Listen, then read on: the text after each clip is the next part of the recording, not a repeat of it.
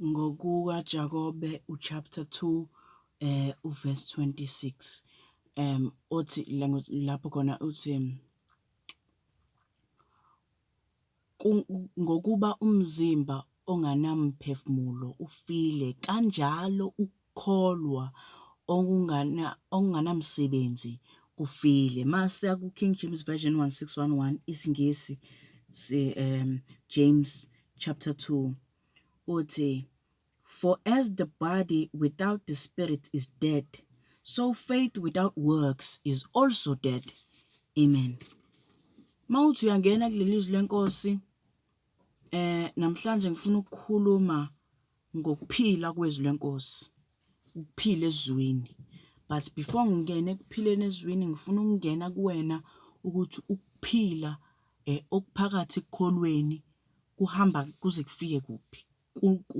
Masikubuka kutravela, utravela i-distance engakanani. Amen. Lithi leli lizwi lenkosi mangase uhambe nalo, lithi ukukholwa onganamsebenzi kufile. Mawuthi uyayibheka le ndaba lena, ubheka ukuthi laqala ngomzimba.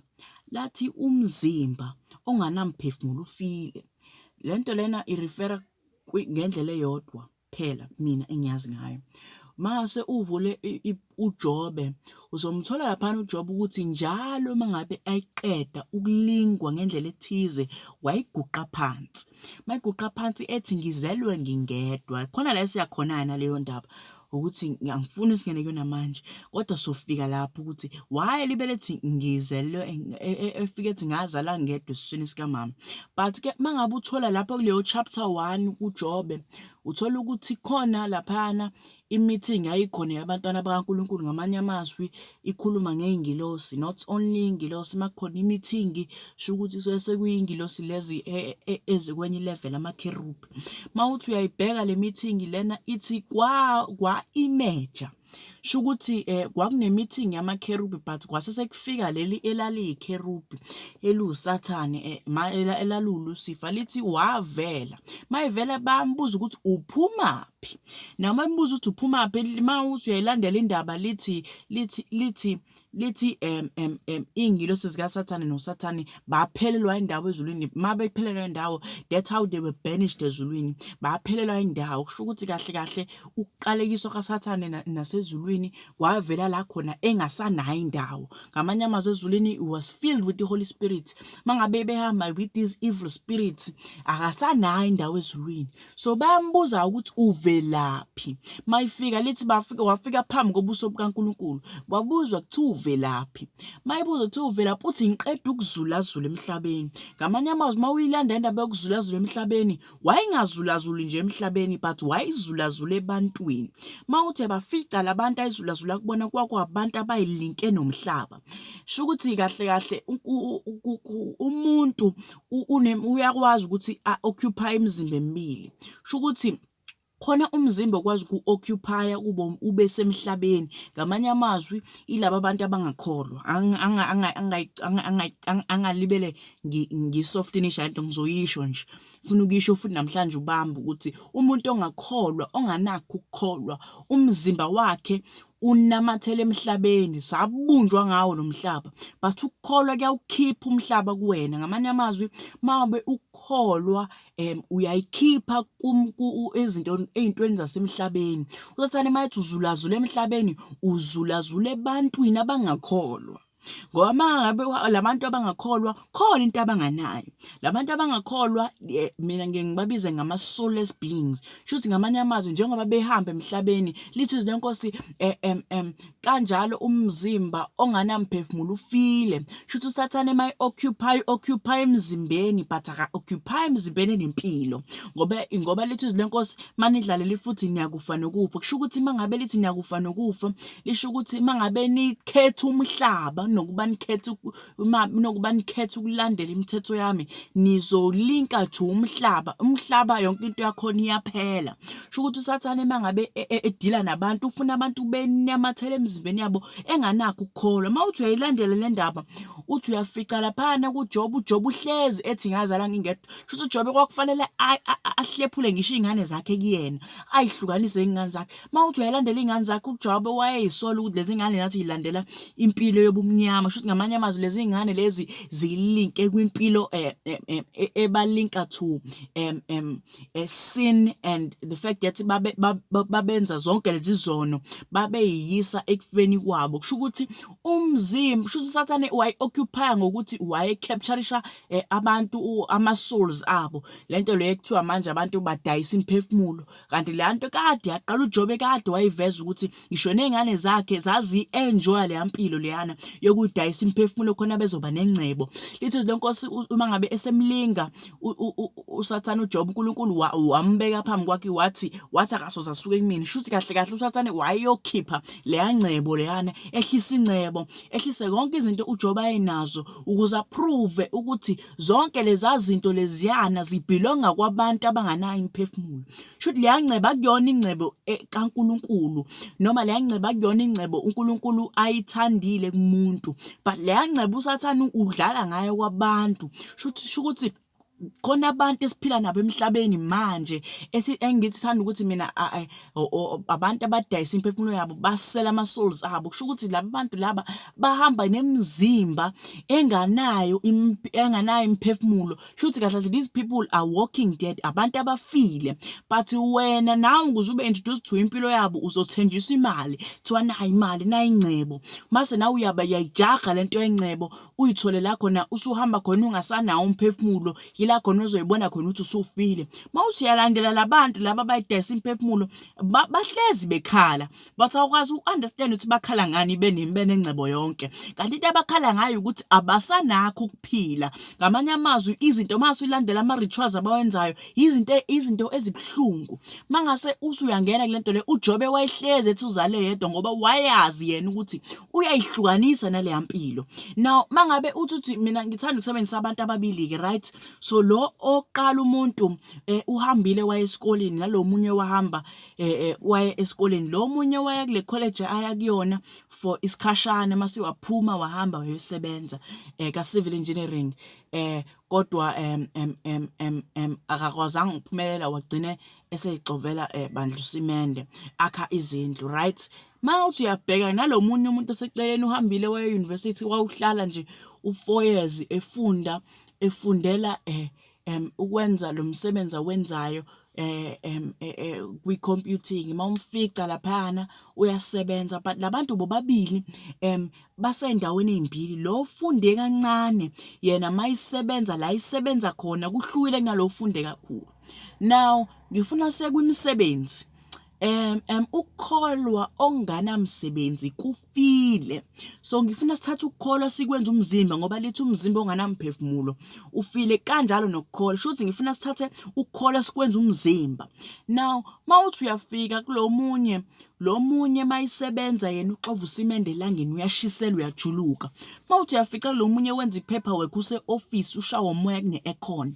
Mawuthi uyayibheka imisebenzi yabo lobabili labantu laba, lo munye ngazi ukuthi usebenza kakhulu kunalo munye, but lo ngathi ukuthi usebenza kakhulu lo ngathi usebenza kakhulu wakha indlu eyodwa, but lo osebenza kancane ngazi ukuthi uhlele ecofa ikhompyutha. Mangabe ehambisa i-paperwork akahambisa i-paperwork eyodwa, but uhambisa ama-paperworks awenzayo day by day. Sho ukuthi inkulu into ayisubmitha kuboss wakhe lo osebenza ngazi ukuthi usebenza umsebenzi olula kunalo munye.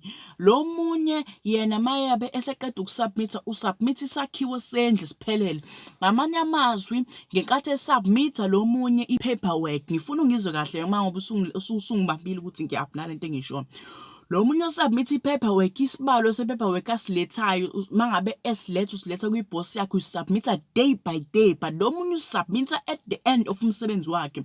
Sho ukuthi lo munye mangabe esebenza into ayisubmithayo ayinayo i-volume yezinto ayisubmithayo, but lo munye mayisubmit i-paperwork yona ngasho ukuthi i-quantity yemisebenzi ayilethayo yona ibukeke i-greater. Base ufica lowo wakho umuzi lenkathi eqeda ukwakha umuzi, mase umuntu esefika esezowuthenga umuzi akabuzi ukuthi uba owakhile umuzi, uyena into anendaba ukuthi uba omdayiselayo. Sho ukuthi ngamanye amazwi there are people emhlabeni aba-captured by usathane, usathane abasebenzisayo ukuthi bafeze lakhe icebo. Lelo cebo lelo mangabe sekuvela igama phambili, akuveli igama labo, kuvela likasathane. Sho ukuthi usathane is using imphefumulo. Into engisho ukuthi usathane is using imphefumulo, but lo mphefumulo lo ngifuna siye kuwona. Mawuthi uyafica lo munye osubmita kwi-boss, yena njalo maqeda ukusubmita kwi-boss eyakhe imisebenzi ibukeka i-greater. Mangasho ukuthi uyabheka imiholo yabo, lo sebenza office uhola kakhulu kunalowo wakhaya. Mawuthi uyayilandela lento lena, lo uphila impilo engcono kunalo, kodwa mawuthi uyayibheka impilo zabo, lo munye usebenza ngathi usebenza kancane. Akunankinga ukuthi ukholwa kakhulu noma ukholwa ubukeka ukukholwa kwakho ku-greater, noma ukholwa ama-circumstances against wena. Mangabe ukukholwa kwakho kunganamsebenzi kufile, ngoba lithi njalo izwi lenkosi lithi ukukholwa unganamsebenzi kufile. Sho ukuthi wena ukukholwa mangabe udeliver uNkulunkulu izinto zakho zingaphelele, noma uthi uyayiletha izinto kwinkosi, lo muzi mangabe usuqeda ukwakhiwa uzothatha 5 years, lo 5 years mangabe usuqeda ukwakhiwa uzohlala 5 years, lo muzi uzolibela i-cost yawo, ngoba lo muzi lona the more uhleli laphana the more i-value yomuzi ikhula, but ayikhuli i-value yomuntu owakhile umuzi. Sho lo muntu owakhile umuzi ube full. Mangathi uyafica lo hlele office uhleze promote emsebenzini ekhulu emsebenzini, ngoba wakho umsebenzi yena uyawubona. Mawuthi uyayibheka indaba yakhe uhola kakhulu kunalo munye, lo ohola kakhulu ingoba yena ukukholwa kwakhe kunemsebenzi, lo munye ukukholwa kwakhe kunomsebenzi. Futhi ngamanye amazwi ukukholwa kwakho uma ngabe kunganayo imisebenzi, ukukholwa kwakho onganamsebenzi kufile. But lo munye mangabe uthi uyabheka ukukholwa kwakhe ngathi ukuthi kuyimbijana compared to ukukholwa kwalo munye, ngoba ukukholwa kuhambisana nemsebenzi and ukukholwa ngabukeke ngazi ukuthi kuncane, ngoba lo munye ngathi usebenza umsebenzi olula. Mangabe uthi uyabheka uDavide yena emndenini wakhe wayolusa ama-challenges ayihlangabezana nawo la ilusa khona compared to obhuti bakhe ababejima njalo behambe bempini. Obhuti bakhe babengayibone ngazuthi bona basebenza kanzima kunoDavide, kanti uDavide mangabe esebenza laphana ziningi into ayigenayo ekukholweni. Mangabe uthi uyayilandela indaba yaDavide, uDavide uyena owayefanele ube inkosi, ngoba uyena okahle kahle owayinawo amandla, ngoba yena wakha amandla akawatholanga ebukeke ngazi ukuthi u-capable for impi. Awakha amandla uthole eyenza imisebenzi, and akenzanga imisebenzi lula, akenzanga imisebenzi encane, wenza imisebenzi inzima, but imisebenzi wayenza. Mawuthi uyafika kulo munye obhuti bakhe uDavide, obhuti baDavide owamsebenzi wakuhamba bempini bejime bebakhulu. Mangabe uthi uyayilandela indaba yakhe, uDavide ziningi izinto ayifunda lapha ayenza khona lento ayiyenza, ngoba nge-time uDavide investa kuJehova ziningi izinto ayireceive eyifunda. Mangabe uthi uyayilandela lento lena, ngithi mina lo ofunde kakhulu uyena osebenza umsebenzi olula. Ngobani? Ukufunda kwakhe kukhulu. Lo ufunde kancane usebenza uyajuluka lapha ngaphandle, but lo ufunde kakhulu uyena o-receive imali enkulu, uhola kakhulu kunalo munye. Sho ukuthi uJehova ziningi izinto ayimholela kuzo. Sho ukuthi ukuhola it's not about imali, ngoba ukuhola it's about umoya ingcwele. Lo ofunda kakhulu, ofunde kakhulu uyakwazi ukubhekana nama-challenges aphambi kwekhompyutha, futhi naye ngakwazi uxova usimende manguthi uyathanda. Mawuthi ufica lo xova usimende ngeke akwazi ukungena kwikhompyutha ngoba akayifundele. Sho ukuthi imfundo nezwi lenkosi mangabe ulifunda ziningi izinto okwazi ukuba capable ukuzenza. Ngakho ukukholwa kwakho kunemisebenzi. Ngoba mangabe uthi uyangena kule misebenzi eyenziwayo, uthi uyamfica lo ofundile yena une-capability engaphezulu kwalo ongafundanga. Ngamanye amazwi izwi lenkosi liyakunika amandla okukholwa. Amandla okukholwa akunika amandla owenza umsebenzi. Amandla emisebenzi ayakunika impilo ngoba ukukholwa okunemsebenzi kuyaphila, kanti lokho okunganamsebenzi kufile. Sho ukuthi lento yempilo uyireceive ngokukholwa okunemsebenzi. Sho ukuthi noma ungathi wena ukholwa kanzima, wena ukholwa kakhulu, usebenza kakhulu kunalomunye, lo usebenza kancane phambi kwekhompyutha, yena kahambi yena ngokuthi wenzani, yena udeliver more of umsebenzi, ukhiqiza into eziningi ngoba yena wenze njani, uinveste kwimfundo yezwi lenkosi. Sho ukuthi mina into engifuna sekuyona, ngifuna sekuyo ukuthi yindaba sireceive izinto eziningi mangabe siyiswe ezwini lenkosi. Mase lithi izwi lenkosi ngokuba uJehova wathanda izwe kangaka wanikela ngendodana yakhe, ukuthi lo okholwa yiyo akayokubhubha, kepha uyoba nokuphila okuphakade. Now mawuthi uyayibheka lento lena, mina ngifuna sekuthi leli izwi lenkosi iqonda ukuthini. Leli izwi lenkosi, it is not there ukuthi lichazele something enzima noma something away from izwi lenkosi, but ngifuna ukuqondisa ukuthi mangabe lithi okholwa yiyo uzothola ukuphila okuphakade, we are given iduty, loyo umsebenzi sinike wona wokukholwa, ukuthi wena ongamkholwa uJesu Kristu ngeke uzube nokuphila okuphakade kodwa uyobhubha. Ngamanye amazwi sho ukuthi baningi abantu ababhubha emhlabeni but baswela ulwazi. Mawuthi ayilandela indaba yabo, ukuswela ulwazi ku-originate yila khona abantu khona be-ignore ukufunda izwi lenkosi. Sho ukuthi mangabe ungalifunda izwi lenkosi uyaliswela ulwazi. Mangabe uliswela ulwazi awukwazi ukwazi ngoJesu Kristu. Mangakwazi ukwazi ngoJesu Kristu awukwazi ukumkholwa. Mangakwazi ukumkholwa awunayo imisebenzi. Manganayo imisebenzi ufile. Isho njalo izwi lenkosi. Mawuthi uyayilandela le ndaba lena, lithi uzoba nokuphila okuphakade. Lokuphila okuphakade kuwumholo. Naw ngithe lo ofunde kakhulu usebenza kancane ahole kakhulu. Lento ayihola kakhulu irepresentani, irepresenta amandla kaMoya Ingcwele, ukuthi uMoya Ingcwele ngaphakathi kuwena uyayirepresenta imisebenzi oyitholayo. Sho ukuthi somehow mangabe ufunda izwi lenkosi, you receive amandla kaMoya Ingcwele. Mangabe usuhamba usuya emhlabeni uya-apply amandla kaMoya Ingcwele. Mawa-apply amandla kaMoya Ingcwele afika enza umsebenzi omkhulu. Lo msebenzi omkhulu owenzayo uletha impilo, kodwa hayi impilo, uletha impilo ephakade. Lithi izwi lenkosi mangabe ufunda laphana, lithi ulizwi unguNkulunkulu. Now ngifuna sekula ukuthi ulizwi unguNkulunkulu. Mawuya kuyivoice kulizwi uya ngqo kuye, uunderstand ukuthi mangabe ufunda izwi lenkosi usuke usufunda uNkulunkulu. Mangabe uthi uyangena into lena, lithi izwi lenkosi uNkulunkulu waphefumulela kumuntu. Mayiphefumulela kumuntu, umuntu waba nokuphila. Ngifuna understand ukuthi uAdam wangeke azaphile kuba wangaphefumulelanga uNkulunkulu. Lokhu akuphefumulelwa uNkulunkulu kwamnika ukuphila. Mawuthi uyayilandela leli izwi lenkosi liphefumulele nalo linokuphila. Sho ukuthi thina njengabantu masijwayeza izwi lenkosi siyakwazi ukuthi siyofunda izwi lenkosi sibuyisele kwi-perfection. Masibuyisela le perfection siba purified. Manje sesipure siyakwazi ukuba nokuphila ngoba izono zasemhlabeni ziningi and ziyas overtake, ziyasibulala. Kanti lento lena imayelana nokuthi uyakwazi yini ukufunda izwi lokuphila. Mangabe usulifundile izwi lenkosi uyakwazi ukuyoli-apply imisebenzi masuba nokuphila. Kanti umuntu okunika ukuphila uyedwa emhlabeni, umuntu onika ukuphila uNkulunkulu. But uNkulunkulu wayethumela sakhe isandla ukuba asidale. Mangabe uthumela isandla, lithi izwi lenkosi wadala uKido ngezwi lakhe. Lelizwi isho ukuthi ngenkathi uNkulunkulu wayidala lalihamba liyobamba lento ayidalayo liyakhe. Sho ukuthi uNkulunkulu mayethi akube khona umhlaba, lo mhlaba wawubunjwa yizwi ngoba lithi izwi lenkosi wayekhuluma ngezwi lakhe mase izwi liyenza. Sho ukuthi ulizwi wayenza. Ulizwi is the doer. But mangabe ulandela lento lena kufuna seSamuel, mawuthi uyayilandela lento le kaLizwi, ulizwi mayakha something uyakha ngokukhanya.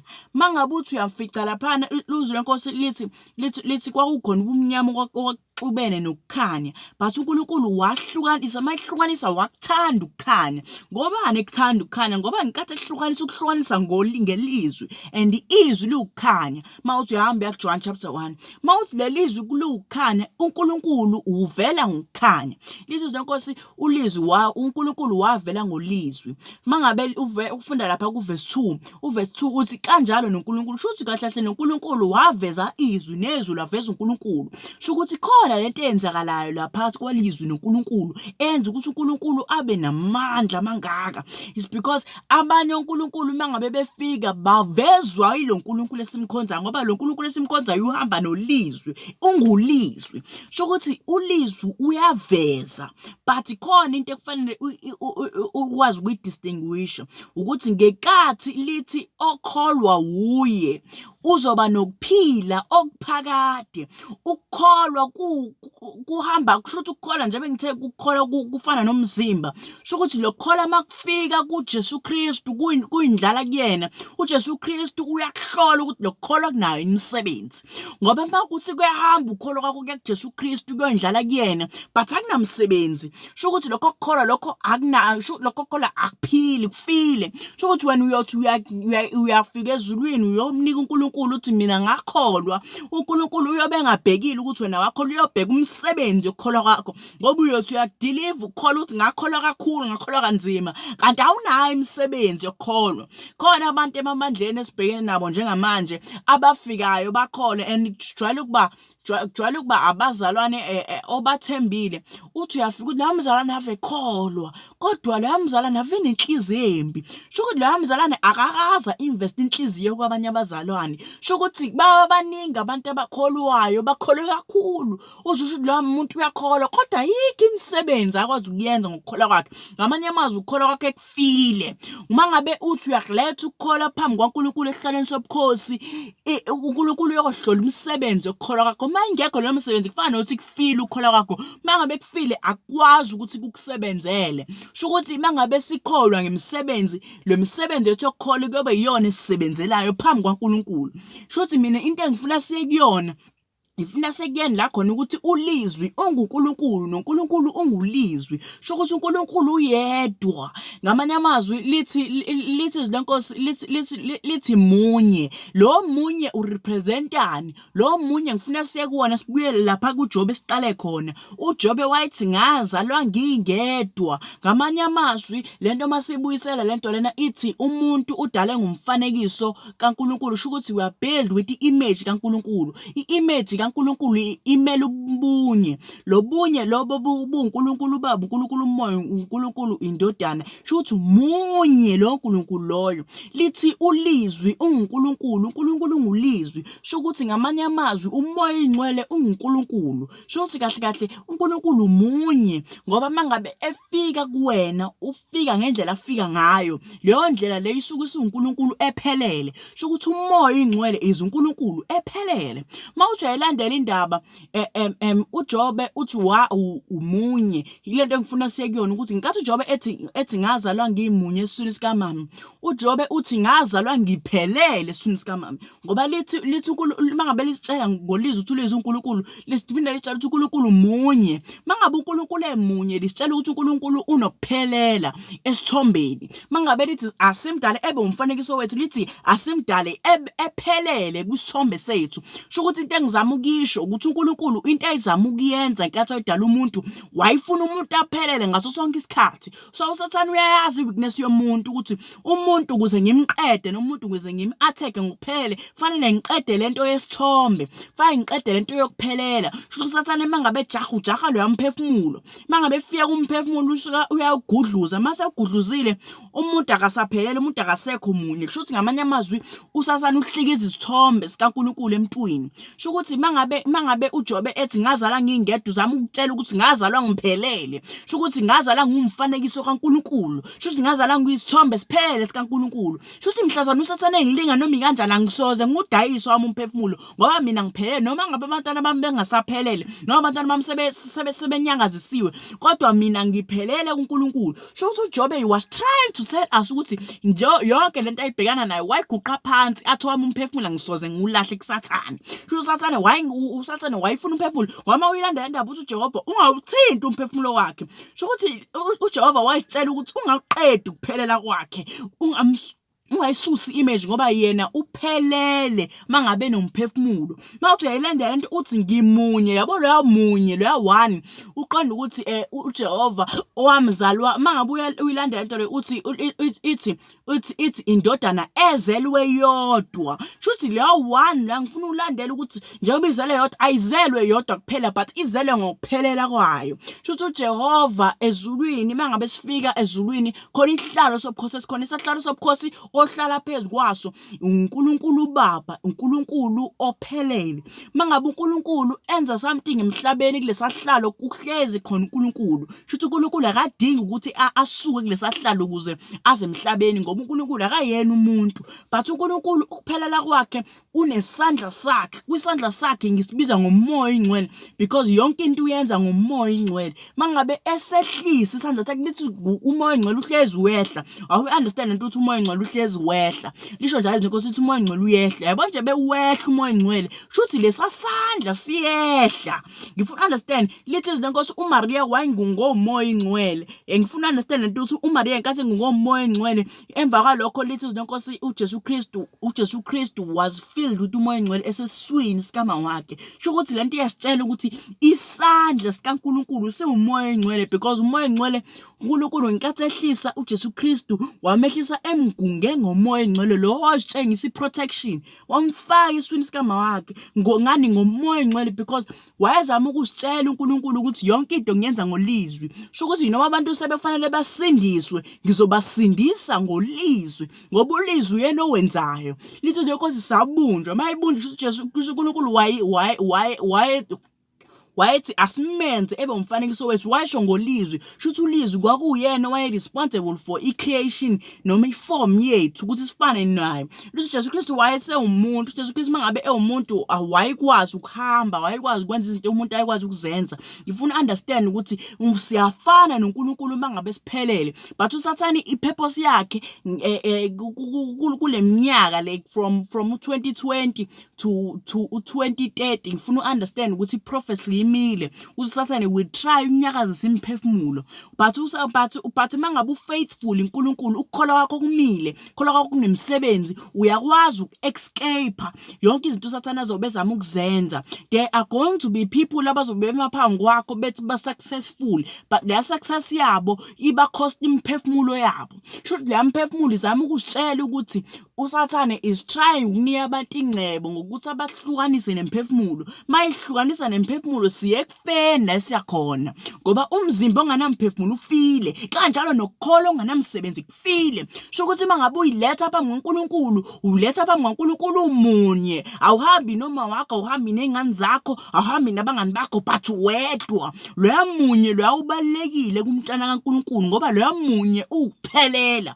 Akufanele ukuthi uzuncike kwabanye ngoba there are going to be times la khona abantu khona bedayisa imphefumulo live kuthiwa nayi imark of the beast ifake. Sho ukuthi there are going to be people ababenza uphiciphici emhlabeni ngeyikhathi zokugcina, but ngifuna uunderstand ukuthi uNkulunkulu ubalekile loya munye ngoba lithi izinkosi uJesu Kristu kuthiwa indodana ezelwe yodwa. Loya one ngifuna understand amandla awo ukuthi loya one isho ukuthi nje bezele uzelwe phelele kuNkulunkulu. Sho ukuthi uNkulunkulu wayiphelele kuye ngoba loya one uqonda ukuphelela, awuqondile enye into. Loya one mawufika kuwena ngifuna uunderstand loya one uqonda ukuphelela. uJobe mabekhuleka ethi ngazalwa ngimunye wayiqonda ukutshela ukuthi ngazalwa ngiphelele kuNkulunkulu. Sho ukuthi kuNkulunkulu sizoyideliver ngokuphelela, but soyideliver kanjani singanayo imisebenzi ngoba imisebenzi inokuphila. Mangabe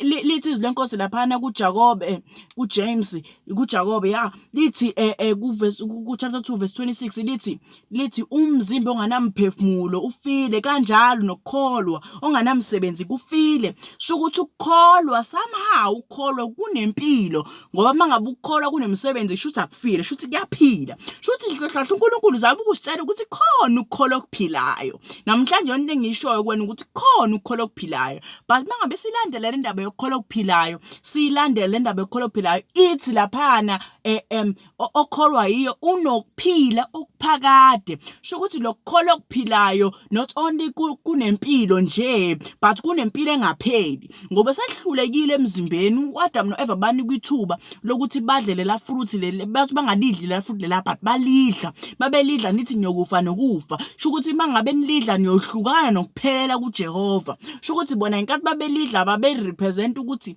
imphefumulo yabo in question forever. Shukuthi they were in danger ukuthi uSathane ebalingena noma yiphi indlela. Shukuthi uSathane wayengekakwazi ukusilinga before lela fruit, but mabeqeda ukulidla lela fruit bangena ekulingweni, balingwa ngazo zonke indlela baze baguga, baze babhekana ne-age, baze bafa. Lithi izwi lenkosi uJobe waze waguga emva after eqeda ukulinga waguga, waze waba mdala. Ngamanye amazwi we were being told ukuthi lo muntu lona noma ngabe ekulandela uNkulunkulu usaphila ngaphansi kwesiqalisi, uJesu mayifika ufika nempilo ephakade. Kuthiwa uma ukholwa uJesu unokuphila okuphakade. Shukuthi ukukholwa kwakho uzama ukusitshela ukuthi it is our second chance to perfection. Shukuthi kahle kahle njengoba thina sakhishwa ekuphileni okuphakade by isono, sidla lela fruit leliyana uAdam noEva balidla, saphuma empilweni ephakade. But uNkulunkulu namhlanje into azama ukusitshela yona ukuthi sisangakwazi ukubuyela kule mpilo, but sidinga just one thing,